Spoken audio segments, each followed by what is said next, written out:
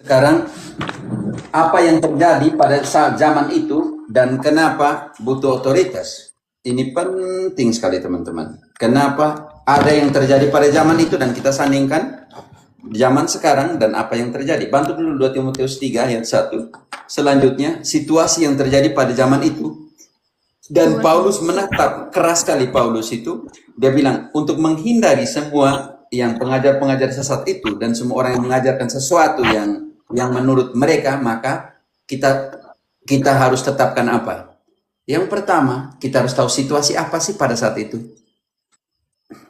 Timotius 3 ayat 1, ketahuilah bahwa pada hari-hari terakhir akan datang masa yang sukar. Lanjut. Manusia akan mencintai dirinya sendiri dan menjadi hamba uang. Mereka akan Manusia apa? Apa? menjadi hamba uang. Mencintai dirinya sendiri dan menjadi Hamba uang, Romo. Lanjut, apa lagi? Mereka akan membual dan menyombongkan diri. Membual di room-room mereka punya dan menyombongkan diri. Sudah kasih kalah Romo Patris, sudah kasih Deking Aris bilang Romo Patris tidak mau, dengan saya tidak mau debat. Pokoknya menyombongkan diri dan membual. Lanjut. Mereka akan menjadi pemfitnah. Tukang fitnah sana sini. Sampai Tom fitnah bilang, dia mengajarkan saya di room saya sendiri. Tom itu 5 menit juga tidak sampai dia mau ajar apa saya. Lanjut, tukang fitnah, apa lagi? Mereka akan berontak terhadap orang tua. Berontak mereka orang tua. Adat Batak dilawan. Nenek moyang yang sudah kasih mereka moral etika mereka lawan. Ulos mereka lawan. Acara-acara adat di Batak salah satu yang karismatik mereka lawan. Kamu tidak tahu malu sendiri. Lawan kau orang tua sendiri. Lanjut, apa lagi? Dan tidak tahu berterima kasih. Tidak tahu terima kasih, sudah curi kitab sucinya Katolik yang kanon kan, kamu tidak tahu terima kasih. Hidup hanya untuk menentang, protes dan semua. Kalau itu kamu jangan pakai kitab suci 27 kitab suci presiden baru kah? Oke, lanjut. Hidup tanpa terima kasih. Lanjut. Tidak mempedulikan agama. Tidak pedulikan agama, tidak repot. Nanti tidak pedulikan agama itu dijelaskan di ayat 5. Lanjut. Tidak tahu mengasihi. Tidak tahu berdamai. Tidak, apalagi tidak berdamai. Apalagi? Suka menjelekkan orang. Jelekan orang. Kau lihat semua rumahnya Protestan. Apa yang terjadi sekarang? Jelekan semua Katolik. Tukang fitnah. Jelekan semua. Lanjut, apa lagi? Sama situasi itu. Firman Kandani. Yudas, kau dengar itu. Firman Kandani. Engkau yang jelekan terus tuh. Apa lagi? Tidak dapat mengekang diri. Tidak tahu kekang diri. Kalau masuk orang perlu, kita masih oke, apa lagi? Lanjut, sama itu. Garang. Suara makin besar, pikir mereka menang. Oke, lanjut. Tidak suka yang baik. Tidak suka yang baik, makanya pasang orang buka Romo Patris mereka taruh tanduk, paus mereka taruh ini tato, saya buka mereka taruh apa lagi urusan mereka lagi. Oke, lanjut lagi. Suka mengkhianat. Itu memang. Kalau uang sudah di situ tuh khianat. Lanjut. Tidak berpikir panjang. Itu apa lagi? Berlagak tahu. Menuruti hawa nafsu daripada menuruti Allah. Lanjut. Secara lahiriah mereka menjalankan ibadah mereka. Tetapi haleluya, dasi. Haleluya. Rantai dipotong, dipatahkan. Haleluya. Apa lagi? Secara lahiriah merayakan ibadahnya. Pada hakikatnya mereka memungkiri kekuatannya. Oke, penting sekali sini garis bawah itu. Engkau taruh dulu di situ. Secara lahiriah, baca kembali. Secara lahiriah, mereka menjalankan ibadah mereka, tetapi pada hakikatnya mereka memungkiri kekuatannya. Engkau tahan bagaimana mereka memungkiri kekuatan ibadah? 1 Timotius yang sama 6 ayat 5. Bagaimana cara memungkirinya? Dengan apa? Nanti pulang kembali ke Timotius tadi. percecokan antara orang-orang yang tidak lagi berpikiran sehat dan yang kehilangan kebenaran, yang mengira ibadah itu adalah suatu sumber keuntungan. Debat. Itu cara memungkiri ibadah. Mereka lihat hanya sebagai sumber keuntungan. Kembali lagi ke 1 Timotius 3 tadi. Jauhilah mereka itu, Karena sebab di antara mereka terdapat orang-orang yang menyelundup ke rumah orang lain dan menjerat perempuan-perempuan lemah yang syarat dengan dosa dan dikuasai oleh berbagai-bagai nafsu. Katolik, kalau kalian lemah dan tidak kuat doktrin, kalian masuk di room-room mereka, maka kalian dijerat. Oh benar ya, oh benar ya, oh benar. Ini politik yang mereka buat. Lanjut. Yang walaupun selalu ingin diajar, namun tidak pernah dapat mengenal kebenaran. Lanjut, Romo. Sama seperti Yanes dan Yambres menentang Musa, demikian juga mereka menentang kebenaran. Akal mereka bobrok dan iman mereka tidak tahan uji. Oke, itu hal-hal yang terjadi ya teman-teman.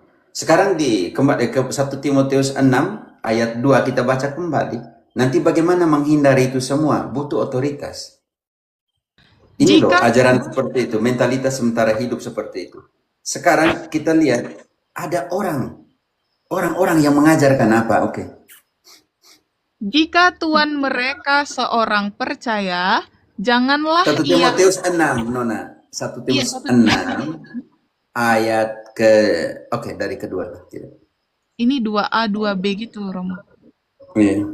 Lanjut. Jika Tuhan mereka seorang percaya, janganlah ia kurang disegani karena bersaudara dalam Kristus, melainkan hendaklah ia dilayani mereka dengan lebih baik lagi. Karena Tuhan yang menerima berkat pelayanan mereka, ialah saudara yang percaya dan yang kekasih. Ajarkanlah dan nasihatkanlah semuanya ini. Jika seorang mengajarkan ajaran lain dan tidak menurut perkataan sehat, yakni perkataan Tuhan kita Yesus Kristus, dan tidak menurut ajaran yang sesuai dengan ibadah kita, ia adalah seorang yang berlagak tahu, padahal tidak tahu apa-apa. Penyakitnya ialah mencari soal dan bersilat kata. Penyakit yang lain, lanjut. Yang menyebabkan dengki, cedera, fitnah, curiga, percekcokan antara orang-orang yang tidak lagi berpikiran sehat dan yang kehilangan kebenaran, yang mengira ibadah itu adalah suatu sumber keuntungan. Ayat 20. Ayat 20. Hai Timotius, peliharalah apa yang telah dipercayakan kepadamu. Hindarilah omongan yang kosong dan yang tidak suci, dan pertentangan-pertentangan yang berasal dari apa yang disebut pengetahuan. Karena ada beberapa orang yang mengajarkannya, dan dengan demikian telah menyimpang dari iman. Kasih karunia menyertai kamu. Baca kembali ayat 20. Hai Timotius, uskup. Hai Timotius, peliharalah apa yang telah dipercayakan kepadamu. Tahan dulu. Tahan. Di situ Paulus bilang, hai Timotius, peliharalah apa yang saya telah tuliskan kepadamu atau saya percayakan kepadamu? Yang telah dipercayakan, Romo. Lanjut, yang telah dipercayakan kepadamu, dan hindarilah apa sekarang? Hindarilah omongan yang kosong dan yang tidak suci, dan pertentangan-pertentangan yang berasal dari apa yang disebut pengetahuan. Karena ada beberapa orang yang mengajarkannya dan dengan demikian telah menyimpang dari iman. Kasih karunia menyertai kamu. terhadap semua penyimpangan cimbingan seperti ini, terhadap guru-guru palsu, kita sandingkan dulu ke 2 Timotius 4 ayat ke-3 dan 4, nanti kita kembali ke 1 Timotius, terhadap situasi di Timotius kepada uskup ini, situasi seperti ini, gereja harus apa? 2 Timotius 4 ayat 3 dan 4. Karena akan datang waktunya orang tidak dapat lagi menerima ajaran sehat, tetapi mereka akan mengumpulkan guru-guru menurut kehendaknya untuk memuaskan keinginan telinganya. Mereka akan memalingkan telinganya dari kebenaran dan membukanya bagi dongeng. Kembali ke 1 Timotius 4 ayat 1, situasi zaman sekarang. Nanti kita lihat posisi gereja di mana. Tetapi Roh dengan tegas mengatakan bahwa di waktu-waktu kemudian ada orang yang akan murtad, lalu mengikuti roh-roh penyesat dan ajaran setan-setan. Lanjut. Oleh tipu daya pendusta-pendusta yang hati nuraninya memakai cap mereka. Pengajar-pengajar itu bilang apa? Lanjut, ayat 3-nya. Mereka itu melarang orang kawin, melarang orang makan makanan yang diciptakan Allah, supaya dengan pengucapan syukur dimakan oleh orang yang percaya dan yang telah mengenal kebenaran. Oke, langsung ayat 6, 6 langsung. Dengan selalu mengingatkan hal-hal itu kepada saudara-saudara kita, engkau akan menjadi seorang pelayan Kristus Yesus yang baik, terdidik dalam soal-soal pokok iman, dan dalam ajaran sehat yang telah kau ikuti selama ini. Dengan cara apa? Engkau meneruskannya kepada saudara-saudaramu. Karena itu, dari semua situasi yang ada itu, Paulus bilang apa tentang gereja? 1 Timotius 3 ayat ke-15. Jadi, jika aku terlambat, sudahlah engkau tahu bagaimana orang harus hidup sebagai keluarga Allah, yakni jemaat dari Allah yang hidup, tiang penopang, dan dasar kebenaran. Tiang penopang dan dasar Kebenaran. Karena dia adalah tiang penopang dan dasar kebenaran, maka segala nubuat dan hikmat harus diteruskan oleh gereja. Efesus 3 ayat 10. Efesus 3 ayat 10. Supaya sekarang oleh jemaat diberitahukan berbagai. Free, sekarang kau baca apa di situ? Efesus 3 ayat 10, Romo. Kata jemaat itu. Ya. Supaya sekarang oleh gereja diberitahukan pelbagai ragam hikmat Allah kepada pemerintah-pemerintah dan penguasa-penguasa di sorga. Karena itu di dalam gereja yang harus meneruskan sebagai nubuat dan mempertanggungjawabkan itu, maka di dalam gereja Tuhan menetapkan apa? 1 Korintus 12 ayat 28. 1 Korintus 12 ayat 8. 28. Tolong teman-teman di bawah taikon. Dan Allah telah menetapkan beberapa orang dalam gereja. Pertama, sebagai rasul, kedua sebagai nabi, ketiga sebagai pengajar. Selanjutnya, mereka yang mendapat karunia untuk mengadakan mujizat, untuk menyembuhkan, untuk melayani, untuk memimpin, dan untuk berkata-kata dalam bahasa roh. dari 3 ministerio itu, dari 7 itu, 8 itu, Marcel, Yesus menetapkan para penulis di situ atau tidak? Rasul dulu. Rasul Tidak ada dulu. penulis, Pak, ini ada penulis di situ. hierarki di situ. Rasul yang pertama. Itu yang harus dijelaskan secara detail tuh supaya mereka ngerti itu. Jadi rasul dulu, oke. Sekarang rasul ini penting sekali teman-teman. Kita lihat menetapkan rasul pertama. Kita sandingkan dulu ke Efesus 4 ayat 11. Siapa yang pertama? Hanya cukup saya yang pertamanya. Dia menetapkan siapa? Rasul atau tidak? Dan ialah yang memberikan baik rasul-rasul maupun nabi-nabi. Cukup, Baik. rasul. Oke, cukup, rasul. Sekarang ada orang mau jadi saingannya para rasul. Ada orang yang menjadi saingannya para rasul. 2 Korintus 11. 2 Korintus 11. 11 ayat 12. Ada sandingan, ada tandingan. 2 Korintus 11 ayat 12.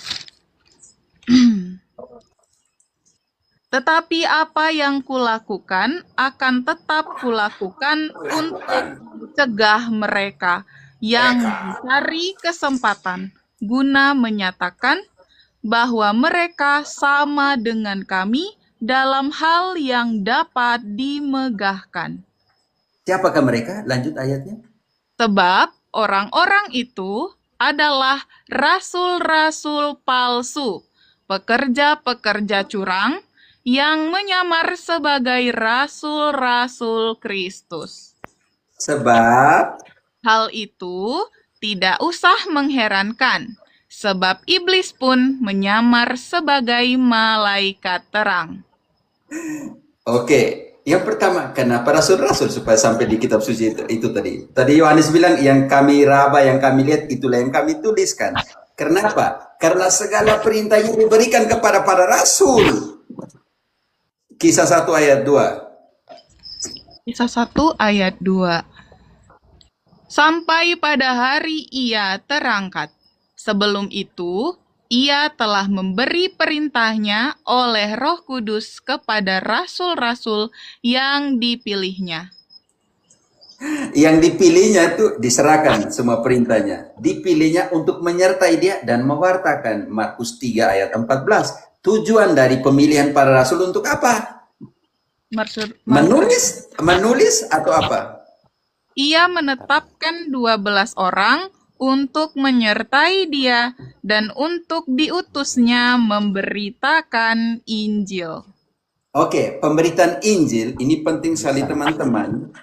Mandatnya di dalam Matius 28 ayat 20. Mandatnya menulis atau mengajarkan. Oke, mengajarkan nanti sebentar dengan cara seperti apa? Dan ajarlah mereka melakukan segala sesuatu yang telah kuperintahkan kepadamu. Dan ketahuilah, aku menyertai kamu senantiasa sampai kepada akhir zaman. Pertanyaan kita, kalau begitu bagaimana metode pengajaran, penerusan, dengan cara seperti apa? 1 Tesalonika 2 ayat 15. Metodenya apa? Penumpangan tangan. Baik, oke. 1 Tesalonika 2 ayat 15. Metodenya apa? Dan metode itu diterima, kuasa pengajaran itu diterima melalui apa? Bahkan orang-orang Yahudi itu... 2 Tesalonika kalau gitu. 2 Tesalonika 2:15. Maaf. Oke, Romo. Sebab itu, berdirilah teguh dan berpeganglah pada ajaran-ajaran yang kamu terima dari kami, baik secara lisan maupun secara tertulis. Dan otoritas pengajaran itu, magisterium itu, diterima melalui apa? Tetapi untuk sampai ke situ kita sandingkan dulu di 1 Timotius 3, 2 Timotius 3 ayat 14. 2 Timotius 3 ayat 14. Tetapi hendaklah engkau tetap berpegang pada kebenaran yang telah engkau terima dan engkau yakini, dengan selalu mengingat orang yang telah mengajarkannya kepadamu. magisterium, orang yang mengajarkan itu kepadamu. Otoritas pengajaran itu telah ditetapkan tadi. Dan cara menerima otoritas itu seperti apa? Simon Mago mau beli. Mau tahu bagaimana otoritas itu diberikan? Kisah 8 ayat 18. Kuasa diberikan melalui apa? Tadi Romo Marcel bilang tadi. Kisah 8 ayat 18. Ketika Simon melihat bahwa pemberian Roh Kudus terjadi oleh karena rasul-rasul itu menumpangkan tangannya, ia menawarkan uang kepada mereka supaya serta berkata, Berikan apa? Berikanlah Berikan apa? juga kepadaku kuasa itu. Kuasa itu. Lewat tumpang Berikanlah tangan. juga kuasa itu, karena kuasa itu diberikan melalui penumpangan, kuasa Roh Kudus itu diberikan melalui penumpangan tangan para rasul. Karena itu diberikan melalui apa? Penumpangan tangan. Berikanlah juga kuasa itu kepadaku melalui penumpangan tangan. Nanti Petrus marah besar. Kenapa? Karena jadi saksi itu juga kuasa yang diberikan engkau untuk jadi saksi. Dan untuk menjadi saksi, mereka harus apa? Kisah 1 ayat 8. Harus terima apa? Kisah 1 ayat 8. Tetapi kamu akan menerima kuasa kalau Roh Kudus turun ke atas kamu. Dan kamu akan menjadi saksiku di Yerusalem dan di seluruh Yudea dan Samaria dan sampai ke ujung bumi. Kalau begitu, kuasa apostolik dan suksesi apostolik yang diterima di dalam ayat 2 tadi, kalau bab 1 tuh, oleh Roh Kudus diberikan segala perintahnya, maka Petrus berdiri untuk suksesi apostoliknya Matias. Berarti salah dong Roh Kudus yang kerja di pada rasul dalam proses suksesi. Oke, jadi kita masuk ini dalam proses ini suksesi, karena penting sekali Marcel sudah sentuh, Pater Marcel sudah sentuh, bahwa suksesi apostolik juga suksesi data, suksesi tradisi, suksesi ajaran. Dengan menumpangkan tangan kepada uskup yang lain, uskup pada imam, dia meneruskan ajaran yang diterima. Karena itu, yang kuteruskan adalah yang kuterima dari Tuhan. Berpegang teguhlah pada itu. Sekarang kita dalam proses itu, perjalanan waktu, langsung kita potong sedikit perjalanan waktu, kita langsung kepada apa yang dikatakan sedikit. Setelah perjalanan panjang surat-surat itu, teman-teman, sampailah kepada saat di mana harus dikanonkan, kan? Yang ada di Roma, yang ada di Efesus, yang ada di Korintus, yang ada di Galatia, yang ada semua tersebar di mana-mana. Makanya pada tahun 382 Damasianus I, Damasus I, Hieronymus, mana datamu? Athanasius, datamu. Serahkan semua data-data yang ada, kita omong di konsili Roma. Maka mulailah sepakat bersama, karena keputusan itu harus diambil dalam konsili. Pertanyaan saya untuk Protestan, ya, pertanyaan saya untuk Protestantisme, kalau mereka adalah back to Bible, kalau mereka adalah sola scriptura, segala yang mereka harus buat, keputusan resmi yang mereka harus buat secara biblis harus terjadi dalam sebuah konsili. Gereja manakah yang masih setia melakukan apa yang ada dalam kitab suci untuk menyelesaikan persoalan dalam konsili? Hanya gereja Katolik. Ortodoks.